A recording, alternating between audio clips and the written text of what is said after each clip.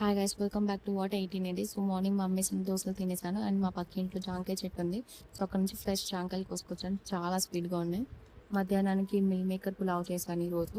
So నేనే చేశాను and recipe వచ్చేసి అదిరిపోయింది అనమాట. లైక్ చాలా అంటే చాలా టేస్టీగా ఉంది. మీకు ఈ రెసిపీ కావాలంటే నాకు చెప్పండి, నేను వీడియో చేస్తాను దీనికి సపరేట్గా. అండ్ చాలా అంటే చాలా ఈజీ ప్రాసెస్. దీనికి నేను పెరుగు రైతా చేసుకున్నాను with some carrots and onions. And plate చూసారా, అద్దరిపోయింది. ఇంకా సాయంత్రానికి నేను డిన్నర్ చేయను మోస్ట్లీ. సో ఈవినింగ్కి నేను బాయిల్ చేసుకుంటాను ఈ బొబ్బర్లు. ఇప్పుడే నానబెట్టేస్తున్నాను. ఇప్పుడు నానబెట్టేస్తే ఒక 2-3 అవర్స్కి సెట్ అయిపోతాయి. ఇంకా మనం ఈ 7 o'clock ఆ టైంకి బాయిల్ చేసుకొని తింటాము. అండ్ 5 o'clock ఎందుకు కొంచెం ఆకలేసినట్టు అనిపించింది నాకు. ఇంకా చూస్తే కొంచెం పులావ్ మిగిలింది, ఇంకా అదే వేసుకొని తినేసాను. సో మీలో ఎంతమందికి సోయా చంక్స్ ఇష్టమో కామెంట్ చేసి చెప్పండి. అండ్ సాయంత్రానికి బొబ్బర్లు ఉడకపెట్టుకున్నాను. ఇంకా అవి తినేసి ఈరోజు డేని